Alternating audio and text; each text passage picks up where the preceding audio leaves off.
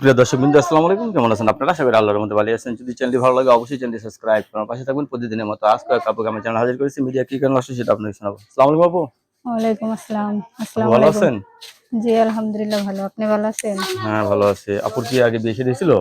হ্যাঁ হয়েছিল। কতদিন ধরে স্বামী ছাড়া আছেন? 2 বছর। 2 বছর ধরে স্বামী ছাড়া। এখন কি বিয়ে শাদী বসবেন আবার?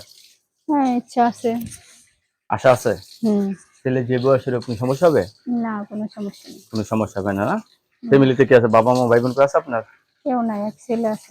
ও, এক ছেলে আছে আপনার, না? কি কাজ করেন আপনি? বাসা বাড়িতে। বাসা বাড়িতে কাজ করেন। তো অনেকদিন ধরে তো স্বামী ছাড়া, এখন নতুন করে সংসার করতে চাচ্ছেন। হ্যাঁ অনেকে তো বউ চলে গেছে, বউ মারা গেছে, এই সমস্ত পুরুষরা যদি আপনার প্রেমে ক্রাশ খায়, সমস্যা নেই। সমস্যা নেই তো? না বিয়ে বসবেন তাহলে শিওর? অবশ্যই। রাতে কটার দিকে বাসায় আসেন?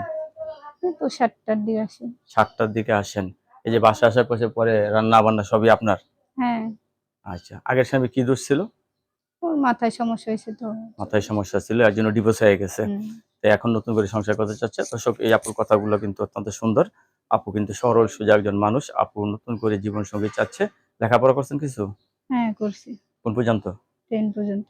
10 পর্যন্ত। বাবা, অনেক লেখাপড়া করছেন দেখা যায়। পরে লেখাপড়া ছাড়লেন কিসের জন্য? বিয়ের পরে ছেড়ে দিয়েছেন?